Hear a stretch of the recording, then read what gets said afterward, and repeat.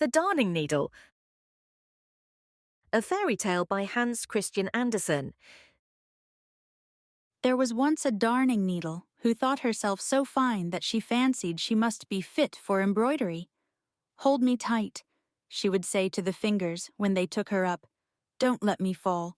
If you do, I shall never be found again. I am so very fine." "That is your opinion, is it?" said the fingers, as they seized her round the body. "See, I am coming with a train," said the darning needle, drawing a long thread after her. But there was no knot in the thread. The fingers then placed the point of the needle against the cook's slipper. There was a crack in the upper leather, which had to be sewn together. "What coarse work," said the darning needle. "I shall never get through. I shall break. I am breaking."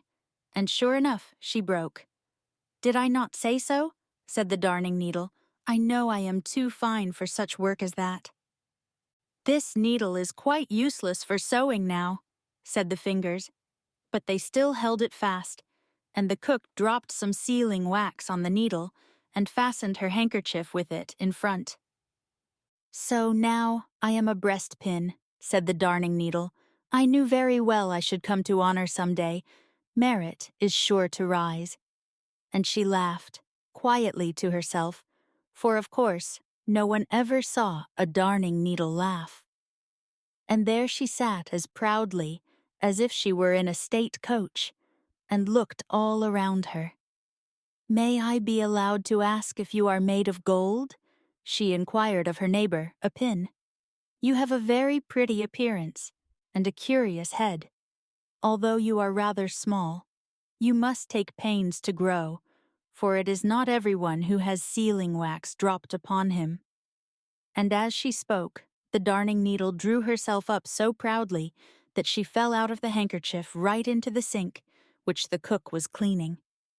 "Now I am going on a journey," said the needle, as she floated away with the dirty water. "I do hope I shall not be lost." But she really was lost in a gutter. "I am too fine for this world," said the darning needle, as she lay in the gutter, "but I know who I am, and that is always some comfort." So the darning needle kept up her proud behavior, and did not lose her good humor. Then there floated over her all sorts of things, chips and straws, and pieces of old newspaper. "See how they sail," said the darning needle. "They do not know what is under them. I am here, and here I shall stick. See, there goes a chip, thinking of nothing in the world but himself. Only a chip. There's a straw going by now, how he turns and twists about. Don't be thinking too much of yourself, or you may chance to run against a stone. There swims a piece of newspaper. What is written upon it has been forgotten long ago, and yet it gives itself airs. I sit here patiently and quietly. I know who I am, so I shall not move." One day, something lying close to the darning needle glittered so splendidly that she thought it was a diamond. Yet it was only a piece of broken bottle. The darning needle spoke to it because it sparkled and represented herself as a breastpin. "I suppose you are really a diamond," she said. "Why, yes, something of the kind," he replied, and so each believed the other to be very valuable. And then they began to talk about the world and the conceited people in it.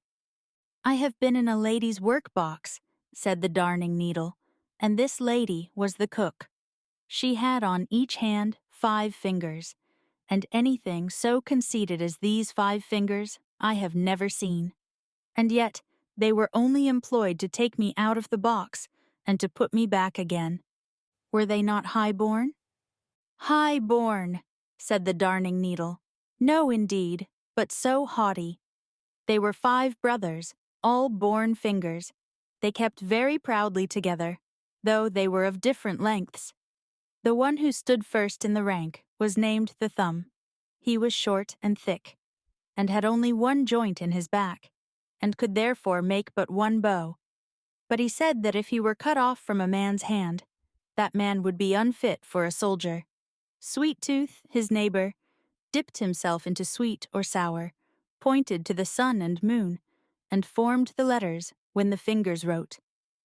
Longman, the middle finger, looked over the heads of all the others. Goldband, the next finger, wore a golden circle round his waist, and little Playman did nothing at all, and seemed proud of it. They were boasters, and boasters they will remain, and therefore I left them. And now we sit here and glitter, said the piece of broken bottle. At the same moment, more water streamed into the gutter, so that it overflowed, and the piece of bottle was carried away. So he is promoted, said the Darning Needle, while I remain here. I am too fine, but that is my pride, and what do I care? And so she sat there in her pride, and had many such thoughts as these. I could almost fancy that I came from a sunbeam, I am so fine. It seems as if the sunbeams were always looking for me under the water. Ah, I am so fine that even my mother cannot find me. Had I still my old eye, which was broken off, I believe I should weep. But no, I would not do that. It is not genteel to cry. One day, a couple of street boys were paddling in the gutter, for they sometimes found old nails, farthings, and other treasures. It was dirty work, but they took great pleasure in it. "Hello!" cried one, as he pricked himself with the darning needle. "Here's a fellow for you." "I am not a fellow. I am a young lady," said the darning needle, but no one heard her. The sealing wax had come off, and she was quite black, but black makes a person look slender, so she thought herself even finer than before. "Here comes an eggshell sailing along," said one of the boys, so they stuck the darning needle into the eggshell. "White walls, and I am black myself," said the darning needle. "That looks well. Now I can be seen, but I hope I shall not be seasick, or I shall break again." She was not seasick, and she did not break. It is a good thing against seasickness to have a steel stomach, and not to forget one's own importance. Now my seasickness has passed.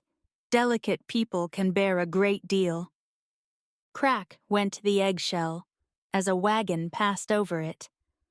"Good heavens, how it crushes," said the darning needle. "I shall be sick now. I am breaking." But she did not break, though the wagon went over her as she lay at full length, and there let her lie.